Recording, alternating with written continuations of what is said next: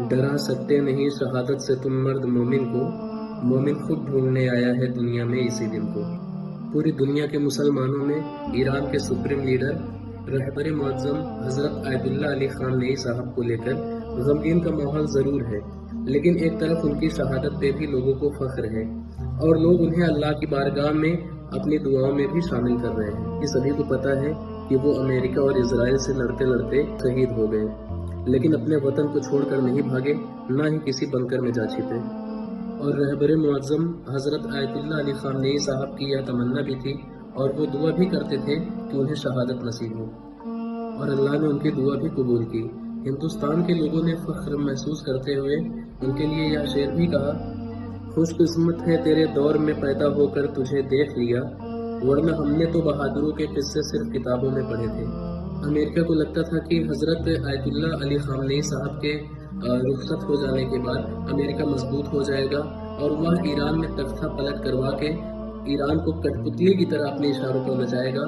तो उसका यह अंदाजा भी गलत साबित हुआ, क्योंकि ईरान के विदेश मंत्री अब्बास अरगची ने कहा, अगर उनका मकसद शासन परिवर्तन है तो वे नामुमकिन ख्वाब देख रहे हैं। किसी एक नेता के जाने से पूरा सिस्टम नहीं बदलता।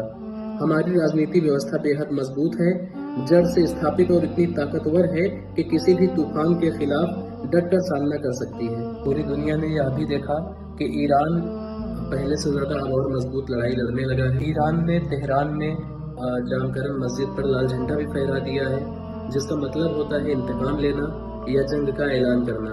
इससे आप अंदाजा लगा सकते हैं कि ईरान मरने मिटने के लिए तैयार है, लेकिन पीछे हटने के लिए तैयार नहीं है। अक्सर हम सुनते आ रहे हैं, जुल्म करना और जुल्म सहना दोनों जालिमाना हरकतें हैं। एक तरफ फिलिस्तीन के ऊपर जुल्म हो रहा था, पूरी दुनिया तमाशा देख रही थी।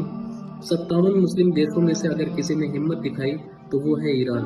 ईरान ने न सिर्फ आवाज उठाई बल्कि इजराइल के ऊपर मिसाइल और ड्रोन का इस्तेमाल करके विस्फोटक हमले करके नुकसान भी पहुंचाए, और ईरान ने पूरी दुनिया को ये बताया कि हमारे अंदर ईमान की ताकत है। इस कड़ी में बात की जाए तो ईरान का साथ हूती, यमन और लेबनान जैसे देश भी ईरान का साथ दिए। इत्तेफाक का मफहूम है, अगर कहीं जुल्म होता हुआ देखो तो उसे रोको, अगर आप ताकतवर हो तो उसे अपनी ताकत से रोको, अगर आप लड़ सकते हो तो उसे अपनी लड़ाई से रोको या जुल्म के खिलाफ लड़ो। अगर जुल्म को रोक नहीं सकते या उसके खिलाफ लड़ नहीं सकते तो जुल्म के खिलाफ अपनी आवाज को बुलंद करो, लोगों से कहो कि यहाँ पर गलत हो रहा है। और अगर इतना भी नहीं कर सकते तो कम से कम जुल्म के खिलाफ दिली अफसोस करो। आपको ये अफसोस होना चाहिए कि यहाँ पर जुल्म हो रहा है। किसी सहने गुलिस्तां में खिजा आती नहीं तब तक, किया करती है निगरानी निगाहें बाग़बा जब तक, जमाना रौंद देना चाहता है अहले ईमान को, मगर अफसोस मेरे कौम के हिलते नहीं लब तक। अब एक बड़ा सवाल पैदा होता है कि क्या अन्य मुस्लिम देश जुल्म के खिलाफ बोल भी नहीं सकते? इतने तो कमजोर नहीं है।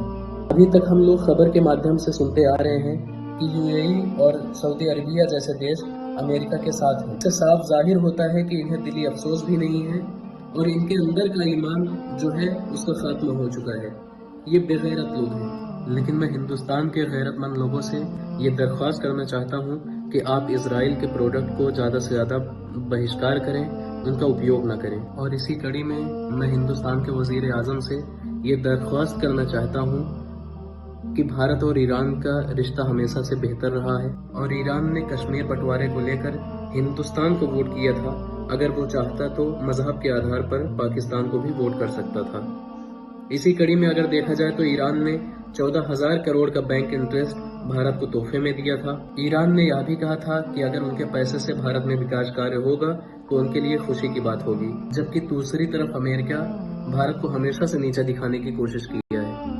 जैसे कि अभी कुछ समय पहले अमेरिका ने भारत के 35 नागरिकों को अपमानजनक तरीके से हाथ में हथकड़ी लगाकर भारत वापस भेज दिया था। और इतना ही नहीं, अगर आप पीछे मुड़कर देखेंगे तो जब भारत ने 1965 और 1971 में युद्ध का सामना किया तो अमेरिका ने भारत पे न सिर्फ प्रतिबंध लगाए बल्कि 1971 में पाकिस्तान की तरफ से सेना भेजने की धमकी भी दी हिंदुस्तान को, और 7वां जंगी बेड़ा भी रवाना कर दिया। भारत ने जब पहला परमाणु परीक्षण 1974 में किया था तब अमेरिका ने भारत पर प्रतिबंध लगाए थे।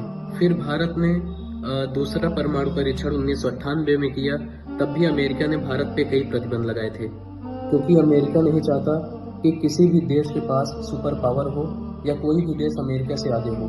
اس لیے میں امید کرتا ہوں کہ ہمارے ہندوستان کے وزیر اعظم جو بھی فیصلہ لیں گے وہ اچھا لیں گے، بہتر لیں گے۔ ہندوستان زندہ باد۔